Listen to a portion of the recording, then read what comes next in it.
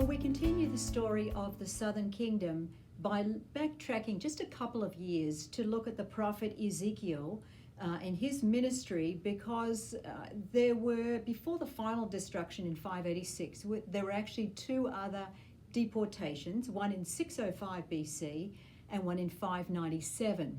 You'll see these again on the timeline. And both Ezekiel and Daniel are going to go off in these deportations. And so we want to think about Ezekiel. He's going to be brought to Babylon. And you will also find this on your maps. The Casket Empty Maps gives you both the Assyrian and the Babylonian empires. And you can start to see the rise of the Babylonian Empire at this point, and really the incredible vast amount of land and area that they rule. And so this helps us to start to give us an understanding of what's going on at this time. So Ezekiel is called by God to make known the abominations of what has been taking place. And if you think about Ezekiel, I really want you to be thinking about him as he's a priest, so he understands what the holiness of God is all about. He knows the devastation of what sin means and when people are declared to be unclean and the implications.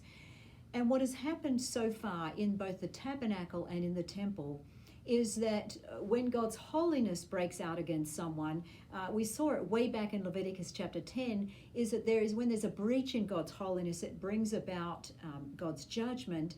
What we find here is God is actually going to depart from the temple because of the abominations that are taking place. He's no longer going to be present. And this is the most devastating event that happens in the story of the Old Testament, because the presence of God with his people was the distinguishing mark that separated them. And so the prophet Ezekiel takes us into the heart of the sin of Israel at this time, deeply into the heart of the sin of Israel. And we see this devastation in Ezekiel chapter 10 and 11, where he sees God's glory depart because of the abominations that are taking place.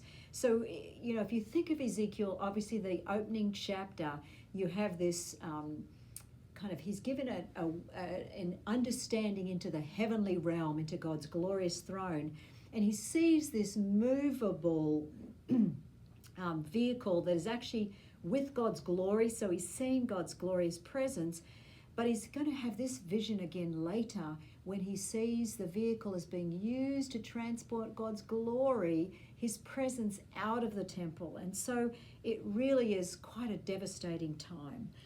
In chapter 2, God calls the prophet and he's told to make known to the rebellious house of Israel their sins. And he's told to eat this scroll. And what is on the scroll at the end of chapter 2, verse 10? It says, it was written on it, lamentation, mourning, and woe. So this is really a difficult time in the history of God's people. God calls him to speak to a stubborn and rebellious people. That's how they're described in chapter 3. He said, the house of Israel will not be willing to listen to you because they haven't been willing to listen to me. So we could look at several of the chapters in this passage, but just be aware of in chapter 10 and chapter 11, that's where you see God's glory departing from the temple. And there are stages as it moves out. Why? Because of the abominations that have been going on. This is recorded in chapter 8, where he looks at, in a vision, he's in Babylon, but he's seeing a vision of the temple in Jerusalem before it has been destroyed, and he's seeing the people are in there bowing down and worshiping the sun. And so God says, enough is enough. This is going to, judgment is going to be coming. The other key chapters that I'm just going to highlight them, and I'm going to look at chapter 20 for a moment, is Ezekiel chapter 16 and 20 and then 24. If you want to kind of get a heart into the prophetic words of this prophet, Ezekiel chapter 16 is just pitiful. It's just pitiful because it describes Israel as this woman who God enters into a covenant with her, and yet it talks about her playing the harlot after foreign gods. This is the metaphor that's being used to describe Judah's idolatry, or the whole people of God, really. And so it's a tragic chapter. In that chapter, he is also going to say that the kingdom in the south is even worse than the northern kingdom of Judah, which worshipped idols for 200 years, and they're even worse than Sodom. So this really is a devastating time. Then in chapter 18, he's going to underscore the importance of practicing righteousness and justice, which are absent in the land at this time. And then we come to chapter 20. And chapter 20 is also important because Ezekiel is going to survey the history of God's people through several stages of their history. And as you read it through, you'll see that he's going to look at their early time when they're in Egypt, and then they rebelled against him. He's going to look at the time when they're in the wilderness. He's going to look at the new generation. And what you find from this chapter is that even from the time when they're in Egypt, that they were worshiping idols and God wanted to destroy them. But it says that he relented for the sake of his name, that it might not be profaned among the nations. That's an important theme in the book of Ezekiel, that God cares about his name among the nations, and that's why he hadn't destroyed them earlier. And so Ezekiel runs through this history of God's people. And again, it's quite tragic when you read it. Chapter 23 is another one of those when he is going to use the image of playing the harlot again, of these two sisters. And finally, it's climactic then when we come to chapter 24. So if you're not discouraged when you're reading through Jeremiah, you certainly will be when you read through Ezekiel, because this really takes us into the kind of the depth of depravity of Israel's story and also the human story. But like the other prophets, Ezekiel also, God gives Ezekiel a vision of the restoration. And I find this remarkable. In the light of all that has been taking place in this time, we come to Ezekiel chapter 36. And like Jeremiah, who was called to proclaim God's judgment, but also the restoration, here we have in Ezekiel chapter 36, wonderful words of hope of restoration. And I'm going to read from verse 22 following. We're going to look at Ezekiel and see what God is saying to his people at this time, because this is going to anticipate what is going to take place under the new covenant. And it helps us to see what we have and what Jesus has accomplished to change the human heart, our hearts.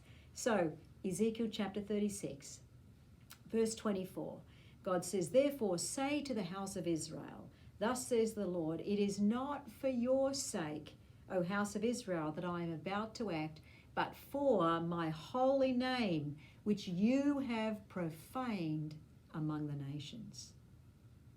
I will vindicate my holiness of my great name, which has been profaned, and the nations will know that I am the Lord." You see, it's missional. God's restoration of his people is so that his name might be honored among the nations.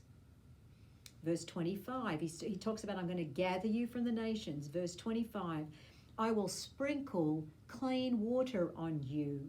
This is a lot of Levitical type language, of course, because Ezekiel's a priest. And you will be clean.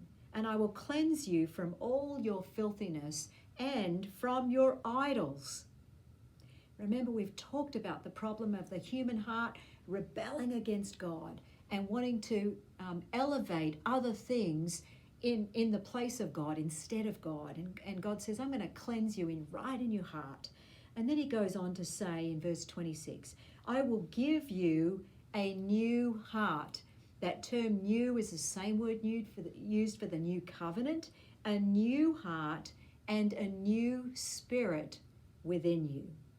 And I will remove the heart of stone from your flesh, and I will give you a heart of flesh. I will put my spirit within you, and I will cause you to walk in my statutes.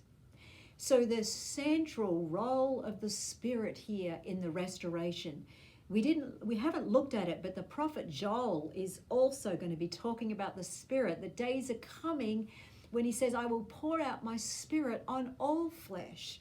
And that's going to be the hallmark of the restoration. And he says at that time that everyone who calls on the name of the Lord will be saved. And of course that picks up the narrative of Pentecost. So here Ezekiel is also a man of the Spirit. The Spirit had already come upon him in the call narrative, and I think he gets the first deposit, so to speak. But here, what does he say? I will give you a new heart. You see, the answer to the story of Israel is not simply try harder. It is heart surgery. They need a new heart, and we need new hearts. That's the answer. And a new spirit. This is the Ruach that turns up in the next chapter with the valley of the dry bones. How is it that these people who are lying dead can come to life through the prophecy, through the Spirit coming upon them? And I want you to notice here too, that in the Old Testament, when the Spirit comes upon people like Moses and the elders, it's the different preposition is being used, because here it is not what's usually used. What's usually used is the Spirit coming on or upon someone. Here, it is the Spirit coming in or within. You see, it's the internal work of the Spirit. And he says, I will put my Spirit in you and I will cause you to walk in my statutes. It is the work of the Spirit that brings about obedience. I think this is absolutely fantastic.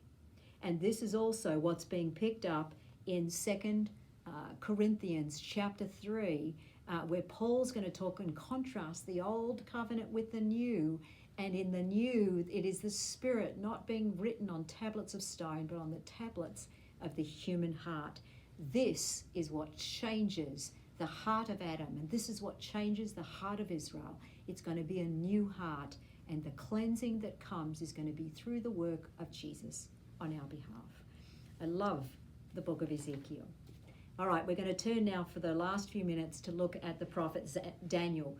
Daniel has also been brought into Babylon. He's working in Nebuchadnezzar's court, and he is going to be given wisdom to interpret dreams.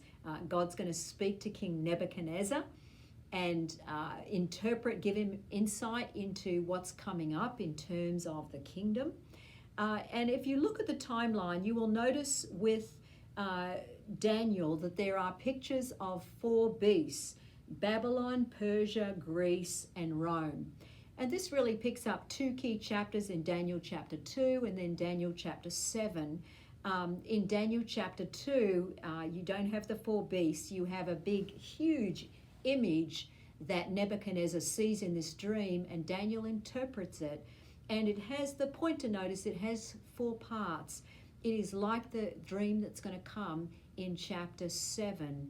They really are describing similar events. And here's the point of it. Daniel is to make known to Nebuchadnezzar, and God reveals to him that there are going to be 4 successive kingdoms. Babylon's going to be the first one.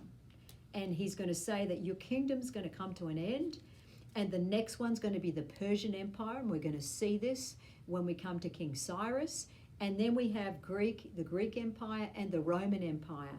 But I want you to notice what happens at the end, at the time of this 4th kingdom, because Daniel chapter 7 describes these 4 beasts that are coming up out of this kind of chaotic sea. And then in verse 9 he says, I kept looking, this is Daniel chapter 7, until thrones were set up and the Ancient of Days took his seat. So he's seeing this heavenly scene, and he sees thousands upon thousands of those were attending him. Myriads upon myriads were standing before him, and it's a scene of judgment. The court sat and the books were open. And what we see here is a picture of the Son of Man, verses 13 to 14. I kept looking in the night vision, and behold, with the clouds of heaven, one like a Son of Man was coming, and he came up to the Ancient of Days and was presented before him. And to him was given dominion, glory, and a kingdom, that all peoples, nations, and people from every language might serve him. His dominion is an everlasting kingdom which will not pass away, and his kingdom is one which will not be destroyed. And so what you'll notice on the timeline is that we have these four kingdoms, and then I have a picture of the everlasting kingdom, the reign of the Son of Man with the blue crown, because that's what Daniel starts to see. And of course, Jesus is going to repeatedly refer to himself as the Son of Man, and this is an important New Testament passage. So, wonderful vision of hope, of restoration. Daniel is going to witness the demise of the Babylonian Empire in Daniel chapter 5. He sees that the end has come with Belshazzar, who's going to be killed, and this leads to the ushering in of the Persian Empire. We're almost finished. We now have just Daniel chapter 9. Daniel chapter 9 is where we have a prayer of Daniel. He's looking in the prophecies of Jeremiah, the 70-year prophecy, and he realizes the time of restoration is about to come to pass. And what does he do?